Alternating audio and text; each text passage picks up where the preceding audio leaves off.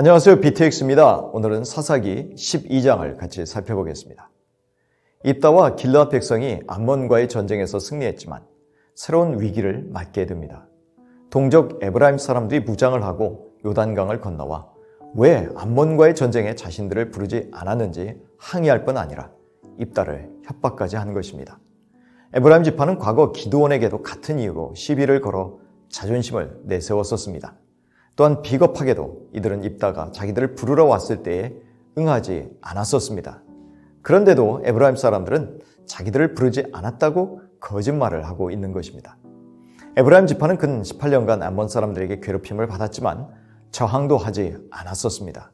그런데 입다와 동족들의 헌신으로 인해서 구원과 자유를 누리게 되었으면 감사해야 할 것이 아닙니까?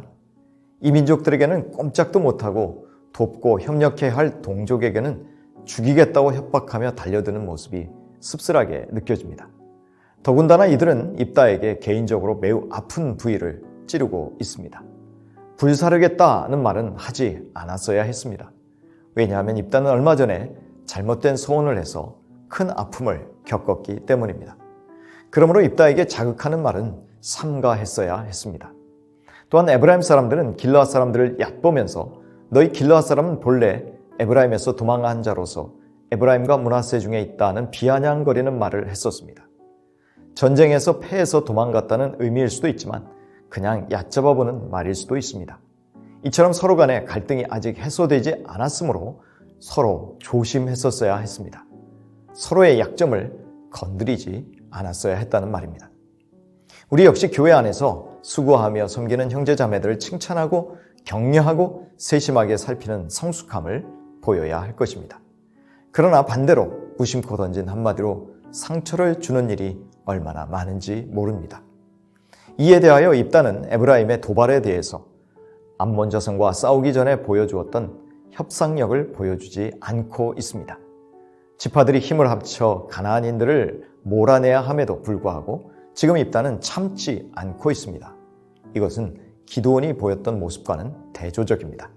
기드온은 자신을 낮춤으로 에브라임과의 싸움을 피하고 적들과의 싸움을 중요하게 생각하였습니다. 우리도 내가 상처받는 것에 크게 동요하기보다 하나님의 나라를 먼저 구하는 우선순위를 지키고 있습니까?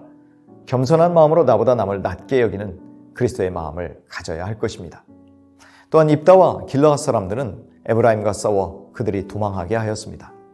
그러나 여기에 그치지 않고 입다와 길르앗 사람들은 퇴로를 막고 에브라임 남자들을 42,000명이나 죽입니다. 이것은 에브라임 지파에게 매우 큰 타격을 입힌 것입니다.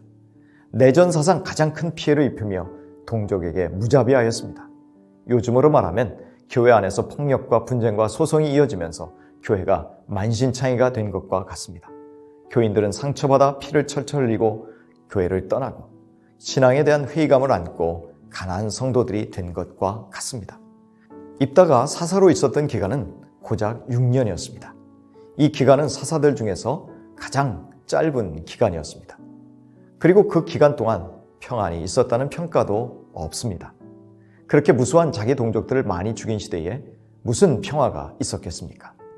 하나님의 도우심으로 위대한 구원의 역사를 일으킨 입다가 평화를 유지하는 지혜가 부족했고 형제들을 사랑하는 마음이 자존심에 압도된 것입니다. 우리 그리스도인은 피스메이커가 되므로 하나님의 아들이라는 평가를 받게 됨을 알아야 합니다. 어느덧 입다의 용기와 암몬 자손으로부터의 구원의 역사는 그의 형제들에 대한 폭력적인 복수에 다 묻혀버리고 만 것입니다. 이어서 베들레헴의 입산, 스불론 사람 엘론, 비라돈 사람 압돈이 사사가 되어 이스라엘을 다스립니다. 이 소사사들의 경우 특별히 이스라엘을 구원했다는 기록은 나와 있지 않고 그들의 활약으로 평화를 누리게 되었다는 표현도 등장하고 있지 않습니다. 그러나 사사들이 자녀들을 많이 두고 정략적인 결혼과 비교적 긴 통치 기간을 지낸 것을 보면 평화로운 시기를 보낸 것으로 볼 수 있을 것입니다. 우리는 형제의 아픔에 대하여 공감하며 이해하고 협력하며 섬기는 데까지 나아가고 있습니까? 로마서 12장 15절 이하입니다. 즐거워하는 자들과 함께 즐거워하고 우는 자들과 함께 울라. 서로 마음을 같이 하며 높은 데 마음을 두지 말고 도리어 낮은 데 처하며 스스로 지혜 있는 체 하지 말라. 아무에게도 악을 악으로 갚지 말고 모든 사람 앞에서 선한 일을 도모하라. 할 수 있거든 너희로서는 모든 사람과 더불어 화목하라.